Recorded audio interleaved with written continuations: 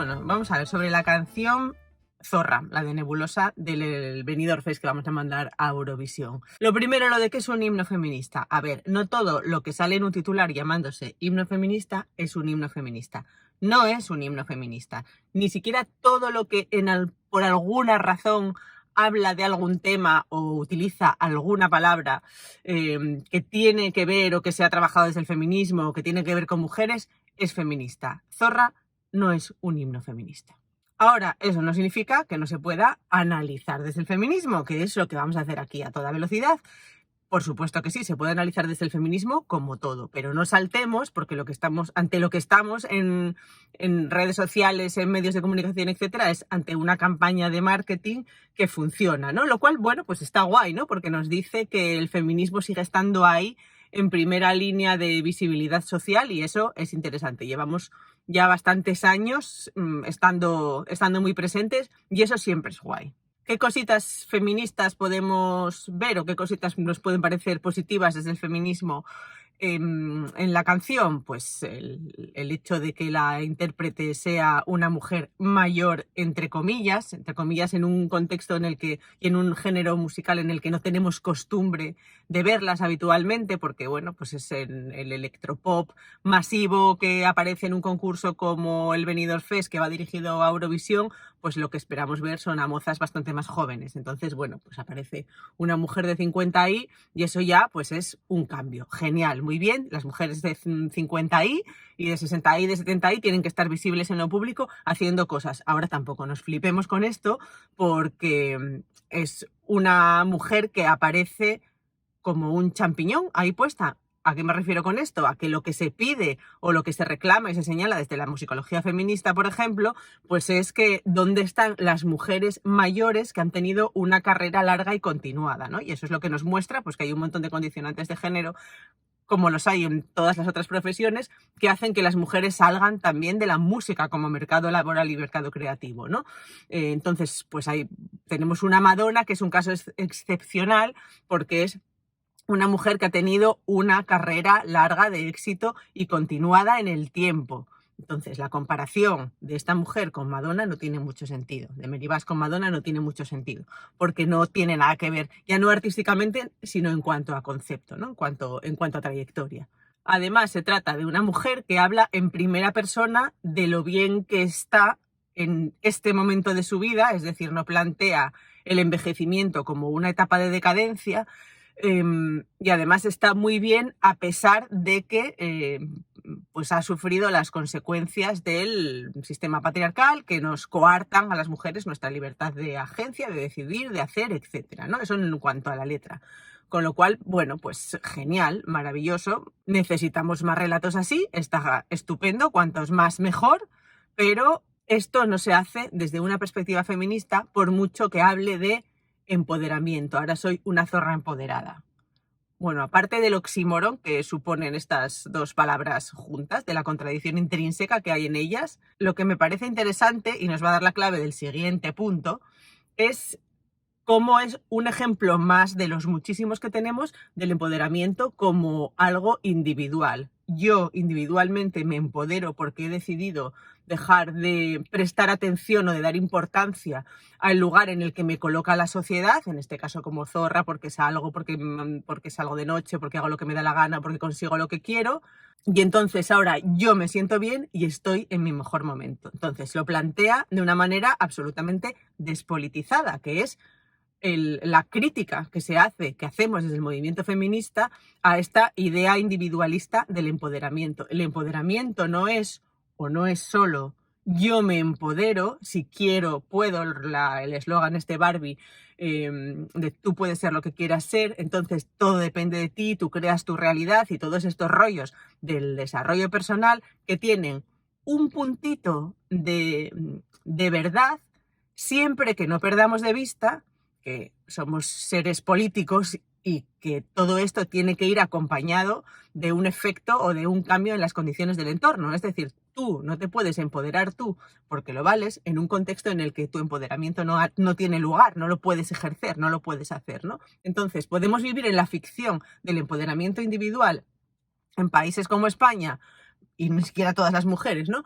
O en países donde la igualdad formal está más avanzada, pero precisamente porque existe un contexto político, social, etcétera, que nos lo permite, nos permite vivir en esa ficción. Pero no nos engañemos, tú para poder empoderarte necesitas que haya un contexto que te lo permita. Entonces, el empoderamiento tiene una parte individual y personal, pero que va aparejada impepinablemente a una acción política en el entorno y a un trabajo para crear ese entorno donde tú te puedas empoderar. ¿Y por qué hila esto con el siguiente punto? Pues porque el siguiente punto es lo de zorra y la idea de que la canción se reapropia de la palabra zorra, que es un insulto, de forma positiva y empoderada, que es el argumento que habréis visto por medios de comunicación, etcétera, y por redes, y que es absolutamente falaz. ¿Por qué? Porque la apropiación de un insulto tiene que tener un carácter político, no un carácter de entretenimiento superficial y performativo, que es lo que hay en esta canción. Cuando un grupo subordinado se apropia de un insulto, lo hace precisamente para generarse como un suelo sólido, identitario, que le permita actuar, tener agencia para cambiar ese mundo. Es decir, puesto que, este es un poco más abstracto, pero puesto que mi identidad social es negativa, en este caso las mujeres somos todas unas zorras, lo que hacemos, ya que no tenemos otra opción de identidad, es apropiarnos de esa y a partir de ahí empezar a actuar, reconocernos unas a otras en ese nos están llamando zorras. Pero eso tiene que llevar a una acción política. Y ahí es la parte política del empoderamiento. Nos empoderamos en este insulto y hacemos cosas después. ¿Qué es lo que pasa con esta canción? Que no hay acción política por ningún sitio. Es un puro barniz cosmético de uso de unos mimbres muy basiquitos del empoderamiento, que se vacían de todo contenido político. Entonces yo individualmente opino que me da igual que me llames zorra porque voy a seguir haciendo cosas igual. Pero puedo hacer eso porque hay un movimiento feminista alrededor apoyándome en el que yo no me ubico por mucho que diga que soy un himno feminista. Porque, a ver, un himno feminista, si ha habido un himno feminista reciente en el mundo, y global además, ha sido El violador eres tú de Las Tesis. Eso sí que es un himno feminista, que nos ha unido a todas en el movimiento y en el reconocimiento de la subordinación, de la opresión, de la violencia, etc. El Zorra de Nebulosa no tiene nada de todo eso. Entonces la reapropiación de la palabra zorra en la canción de Nebulosa no es política, no genera acción política y no genera agencia comunitaria, con lo cual no es una reapropiación de la palabra. Y luego la clave de todo esto, que tampoco hace falta que le hagamos un análisis así conceptual muy profundo, la tenemos simplemente con ponernos el vídeo de la actuación en directo en el Benidorm Fest. ¿Qué es lo que estamos viendo y escuchando en esa actuación? Lo primero, ¿quién está cantando? ¿Quién está coreando esa canción? El público del Benidorm Fest. Y el público del Benidorm Fest no son mujeres, ni siquiera mujeres mayores como las que aparecen en el videoclip de la canción, que es muy interesante, que estén empoderándose, apropiándose del insulto zorra, sino hombres de mediana edad, de mi quinta, gays, que pueden corear yo soy una zorra, porque para ellos la zorra es un concepto descarnado, no remite a las mujeres en situación de prostitución, a las mujeres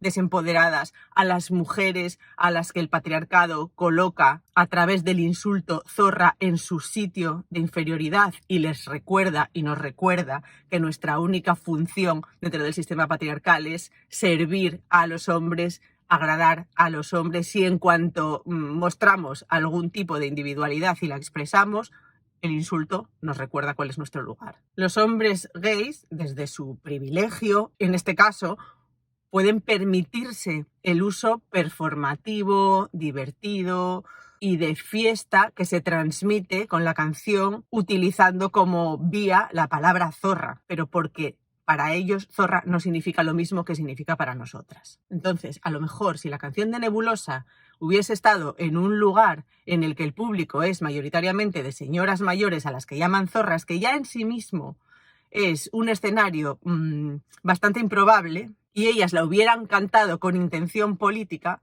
entonces sí que hubiera sido un himno y una reapropiación del insulto. Pero en este caso simplemente se queda en un elemento puramente estético. Ahora, dicho todo esto, Las canciones son canciones. ¿Qué quiere decir eso? Que no tienen un significado establecido de antemano. Quien hace la canción la hace con una intención, quien la interpreta lo hace con una intención, en el contexto en el que se interpreta tiene su propia intención, etc. Es decir, que el análisis que yo estoy haciendo aquí tiene que ver con la recepción inmediata de la canción después de su interpretación en el Benidorm Fest. Ahora, ¿qué va a pasar con ella en el futuro? Pues no lo sabemos. ¿Y cómo la va a utilizar la gente? Tampoco lo sabemos. Es una canción de baile pensada para la fiesta. ¿La corearemos?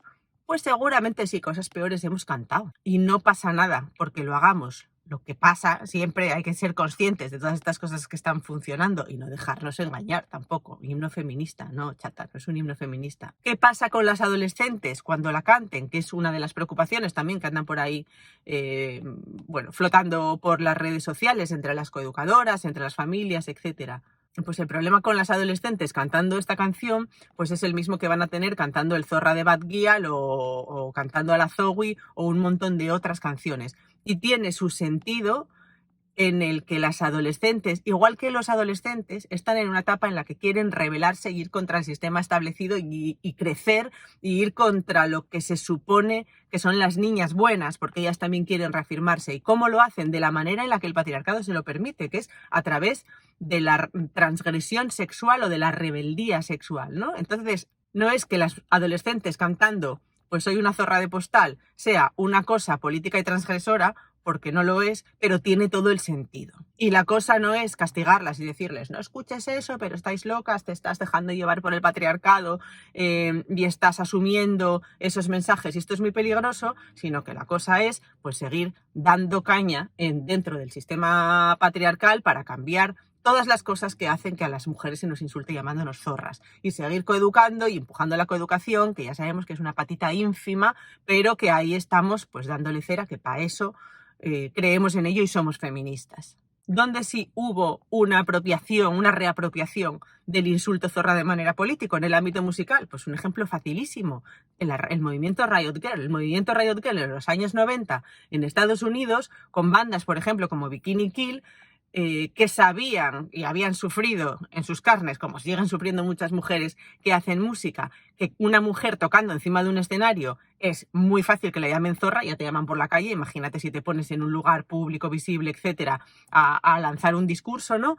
Pues lo que hacían era, sabiendo que esto existe y sabiendo que el mundo de la música es súper machista y súper misógino, pues lo que hacían era también utilizar el insulto y devolverlo de manera política a ese público, ¿no? Dentro de todo un conglomerado de acciones políticas del movimiento Riot Girl, ¿no? Pero hay fotos por ahí, y si me habéis escuchado alguna vez dar una conferencia sobre esto, la llevo siempre, de Kathleen Hanna con zorra, slut, escrito sobre el vientre, sobre la frente y demás, precisamente con idea de el insulto que tú me estás lanzando para recolocarme en mi sitio, me lo estás leyendo aquí, ahora es mío, yo me lo apropio y además no te obedezco y me pongo en el sitio donde tú no quieres que me ponga. Y lo hago con intención política, porque quiero precisamente generar una discusión, un diálogo, una visibilidad de esta dinámica de poder que está sucediendo. Y eso no lo tenemos tampoco en Nebulosa. La canción de Nebulosa se queda en puro divertimento sin fondo político. ¿El divertimento es político? Claro, todo es político. Pero político me refiero a político activista, político con ganas de cambiar las cosas. No lo hace.